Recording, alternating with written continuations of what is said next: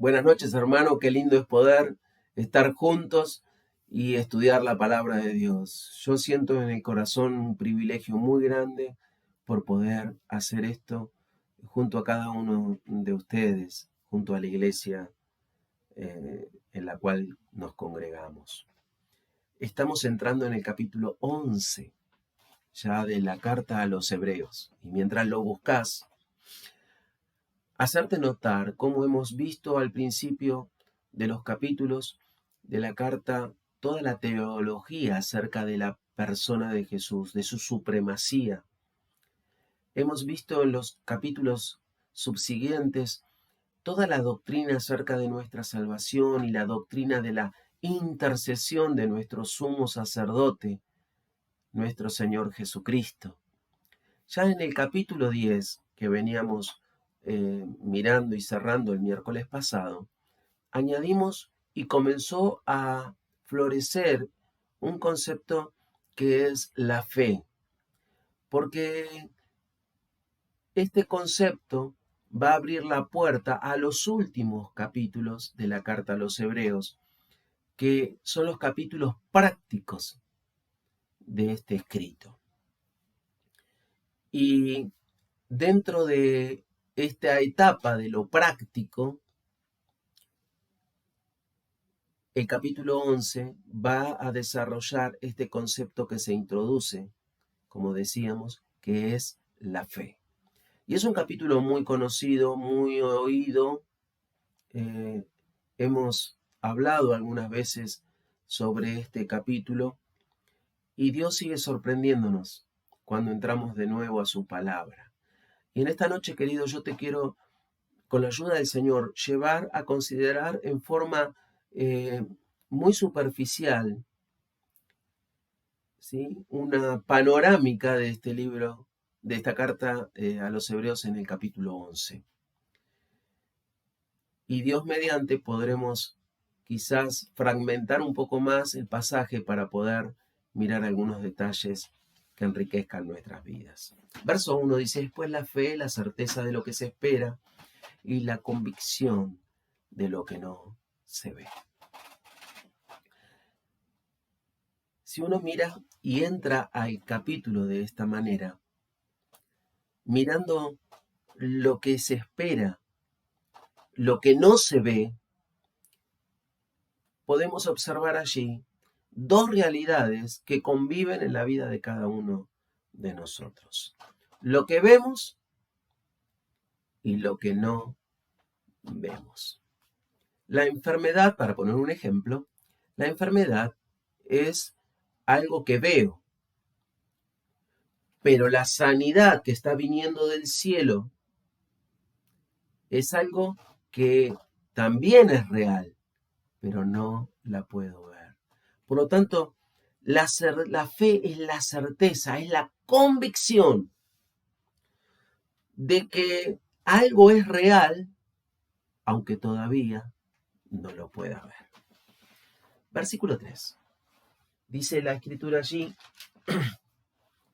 por la fe entendemos haber sido constituido el universo por la palabra de Dios, de modo que lo que se ve fue hecho de lo que no se veía. Fíjate cómo introduce, ligado a la fe, un concepto nuevo. Dice: por la fe entendemos. Uno entiende con la cabeza, uno entiende con la mente. Entonces ya el escritor está ligando la fe, le está ligando el pensamiento, lo que tenemos en la mente. ¿Y qué es lo que entendemos, querido hermano, de que nos habla el verso 3? Entendemos que lo que es se creó de lo que no es. Entendemos que lo que vemos se creó de lo que no se veía.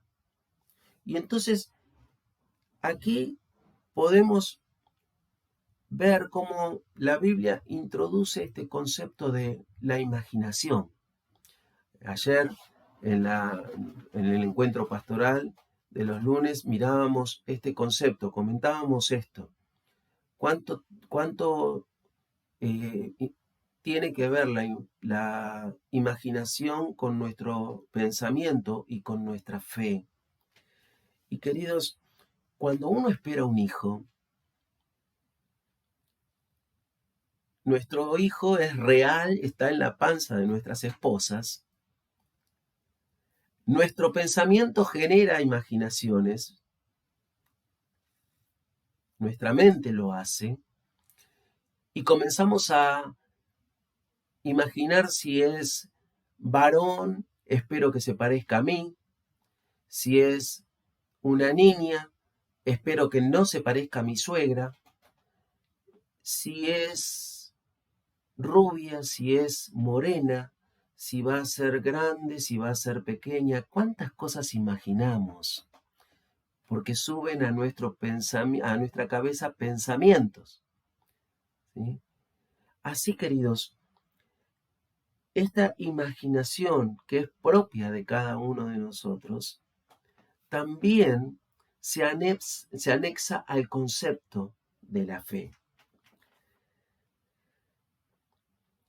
La imaginación está escondida en mi cabeza, en mi corazón, allí donde yo puedo llegar a vislumbrar, a ver algo que todavía no es, pero puedo llevarlo a la presencia de Dios para que Dios me pueda conceder el anhelo de mi corazón. Y por eso dije mente y corazón. Ahora, ¿cuántas cosas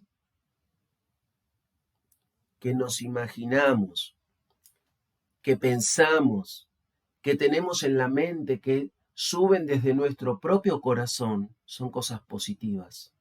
¿Y cuántas cosas son cosas negativas? Jesús dice en Mateo 16, en el verso 8, ¿por qué pensáis así, hombres de poca fe? Y se introduce un concepto interesante acá. ¿Por qué pensáis así, hombres de poca fe? Quiere decir que hay una forma de pensar que tienen los hombres de poca fe y hay una forma de pensar que tienen los hombres que tienen fe. Ahora, sabemos muy bien que Salomón nos decía en Proverbios que tal cual es el pensamiento, así es el hombre. Los discípulos venían de experimentar un milagro extraordinario, habían recogido los sobrantes de la alimentación de aquellas miles de personas y se habían trasladado junto al Señor a otra localidad. Cuando el Señor les habla de pan, ellos inmediatamente se dan cuenta que se habían olvidado el pan que habían recogido y sus pensamientos comenzaron a ver la carencia, la necesidad. No tenemos el pan, no tenemos para comer en esta hora. Y su imaginación generó que ellos creyeran que Jesús los iba a retar porque no habían traído el pan. Y Jesús les dice, ¿por qué están pensando de esta manera, hombres de poca fe? Porque yo no les estoy hablando del pan que se olvidaron. Les voy a hablar de la levadura que tienen los escribas y fariseos dentro de sus vidas. Y vuelvo a este concepto. ¿Cuánto de lo positivo hay en nuestras mentes y corazones y cuánto de lo negativo hay en las cosas que imaginamos?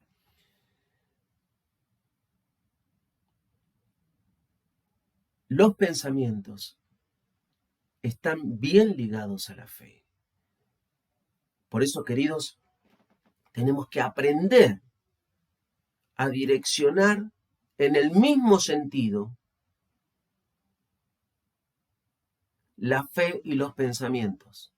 Y hermanos, una iglesia poderosa es una iglesia donde tiene pensamientos, donde tiene imaginación, donde todo esto nace de una fuente de fe que habita en su seno.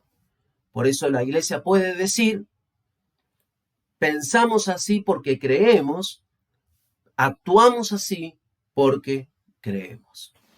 Punto 2.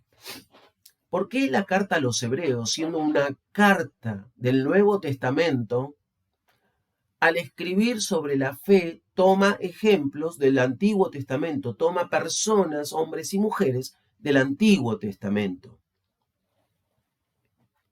¿Por qué no el escritor a los Hebreos toma ejemplos de sus contemporáneos? ¿Por qué no dice, por la fe el apóstol Pablo le echó fuera demonios, por la fe el apóstol Pedro y Juan hicieron levantar a un paralítico? Por la fe. ¿Por qué no lo hace? Mira, aquellos que vivieron en el Antiguo Testamento vivieron bajo la directiva de un montón de normas que nosotros conocemos como ley. Inalcanzable para ellos. Sin embargo, la Escritura dice que fueron salvos en fe, porque pusieron su fe en la gracia de un Dios de gracia. Hoy nosotros, por el contrario, y gracias a la obra de nuestro Señor Jesucristo, vivimos dentro de la gracia, en esta dispensación de la iglesia. Y mientras ellos hacían obras de fe, nosotros estamos discutiendo y nos dividimos pensando si la salvación se pierde o no se pierde, o si los dones están o no están. ¿Te das cuenta lo que estoy diciendo? Verso 30 al 32. Por la fe cayeron los muros de Jericó, después de rodearlos 7 días. Por la fe Rahab, la ramera, no pereció juntamente con los desobedientes, habiendo recibido a los espías en paz. Qué fea expresión, ¿no? Rahab, la ramera. Uno se pregunta por qué después de tantas páginas la Biblia sigue llamando a Rahab ramera, siendo que Rahab está impresa en la genealogía de nuestro Señor Jesucristo. ¿Cómo es posible que se siga hablando de Rahab como la ramera? ¿Por qué se sigue recordando esto de esta mujer? Creo que la Biblia nos enseña que si Rahab, siendo ramera, la fe le funcionó, ¿por qué no la fe no nos va a funcionar a nosotros? Y en segundo lugar, porque la Biblia nos enseña a no juzgar. Porque ninguno de nosotros podemos hablar de Rahab como ramera, porque ninguno de nosotros, o cada uno de nosotros tenemos lo nuestro, y ninguno de nosotros podemos tirar la primer piedra. La vida en Cristo comienza con la salvación y termina con la resurrección de cada uno de nosotros teniendo un cuerpo nuevo, la redención de nuestros cuerpos. A lo largo de esa vida, la fe es lo que importa. Obviamente no se trata de cada vez pecar más, pero sí se trata de cada vez tener más fe. Verso 33, 32 y 33. ¿Y qué más digo? Porque el tiempo me faltaría contando de Gedeón, de Barak, de Sansón, de Jefté, de David, así como de Samuel y los profetas, porque por fe conquistaron, etcétera, etcétera. Qué personaje, ¿no? Imagínate que te tenés que enfrentar a algunos de estos personajes. Inmediatamente agarrarías un papel en blanco y comenzaríamos a escribir. Sansón, un mujeriego nato. Todas las filisteas le caían bien. Rahab, ramera. David, alguien que un día entró en su escritorio tomó un papel, una pluma y le escribió a su general: escúchame, ¿tenés uno ahí? Nos tenemos que deshacer de él. Sin importar, como dice la Escritura, que con la muerte de aquel hombre murieron todos los que estaban en esa línea de frente de batalla. Por lo tanto, aquella decisión de deshacerse de uno terminó con la vida de muchos más que uno.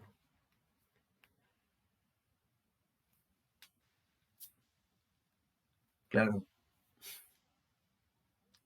después que nosotros pudiésemos escribir o terminásemos de hablar, yo creo que si cada uno de ellos tendrían la posibilidad de hablar, tomarían la Biblia, abrirían el capítulo 11 de Hebreos, lo leerían y nos preguntarían: ¿por qué no está tu nombre en este capítulo? Hebreos 11 no habla de los pecados de estos hombres y mujeres, pero sí habla de los logros alcanzados por estos hombres y mujeres. ¿Sabés que en el Nuevo Testamento no aparecen los pecados de estos hombres y mujeres? Están todas solamente plasmados en el Antiguo Testamento. ¿Por qué? Porque estos hombres y mujeres fueron salvos en fe, como decíamos. Y con el advenimiento de Jesucristo, con su muerte y su resurrección, no solamente comenzó una nueva era, sino que la salvación se hizo tangible, palpable a cada uno de ellos que murieron en fe. Hoy nosotros estamos en una nueva etapa, en la etapa que mediante la fe y la gracia alcanzamos salvación, igual que ellos, porque ellos pusieron fe en la gracia de un Dios de gracia. Y nosotros, mediante la fe, esto no es nuestro, es una gracia, un regalo de Dios. Estamos en las mismas condiciones, simplemente que nosotros estamos viviendo en la dispensación de la iglesia. Y en vez de preocuparnos por las obras de fe, seguimos discutiendo si la salvación se pierde o no, si los dones están o no.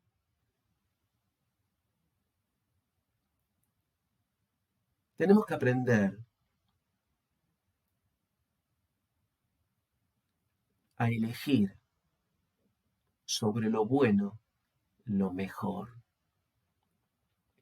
Y estos hombres eligieron lo mejor: hacer obras de fe, logros a través de la fe. Y por eso sus nombres quedaron registrados en la palabra de Dios. Y les decía, ¿por qué los pecados no aparecen en el libro de Hebreos ni en el Nuevo Testamento? Porque ellos fueron salvos, sus pecados fueron perdonados. Dios tomó los pecados de cada uno de ellos y los sepultó en la profundidad del mar, como hace con los nuestros cuando nosotros confesamos. Y Dios está dirigiendo con el Espíritu Santo al escritor a los Hebreos. Y no escribe los pecados de estos hombres, porque Dios ya no se acuerda de esos pecados. Y Dios no puede mandar a escribir algo que Él ya no se acuerda. Y queridos, qué bueno es una y otra vez recordar que nuestros pecados son perdonados y que son sepultados y que Dios no se acuerda más de ninguno de ellos.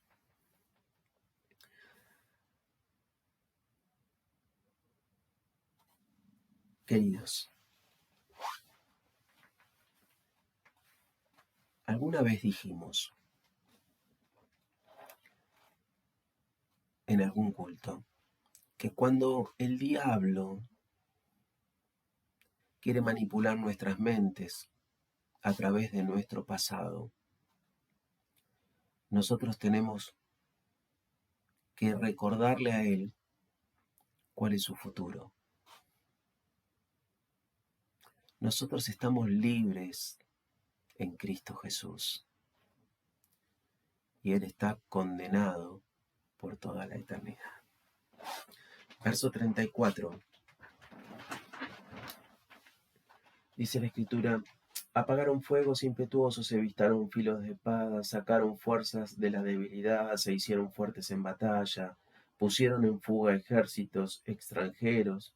Las mujeres recibieron a sus muertos mediante resurrección, mas otros fueron atormentados, no aceptando el rescate, a fin de obtener mejor resurrección. Otros experimentaron vituperios, azotes, y a más de estos prisiones y cárceles. Fueron apedreados, aserrados, puestos a prueba, muertos a filo de espada. Anduvieron de acá para allá, cubiertos de pieles de ovejas, de cabras, pobres, angustiados, maltratados, de los cuales el mundo no era digno de ellos. ¿Qué expresión es esta, hermano? El mundo no era digno de ellos, dice la Escritura. Si hoy se escribiera Hebreos 11, no sé vos, pero yo quisiera aparecer dentro de alguna de estas líneas. Obras de fe. Iglesia querida, no podemos desechar las obras de fe. Por el contrario, debemos abrazar las obras de fe. Hoy nosotros como iglesia podemos dar testimonio de que Dios salva, de que Dios sana, que Dios restaura, que Dios abraza y consuela. Podemos dar testimonio de cómo el diablo huye frente al poderoso nombre de Jesucristo. Hoy podemos, queridos hermanos, en este maravilloso tiempo que Dios nos ha concedido, tomar la palabra de Dios allí en Hebreos, en el verso 32, y decir: tiempo nos faltaría para hablar de toda esta experiencia espiritual que Dios nos está llevando a vivir en fe y con la ayuda de su Santo Espíritu. Y en lo personal, queridos, no podemos desechar las obras de fe. Nuestro presente puede cambiar, nuestra familia puede llegar al conocimiento de la verdad, nuestro cuerpo puede ser sanado, nuestra economía se puede abrir. Iglesia, hermano en Cristo, lo inalcanzable se alcanza por la fe.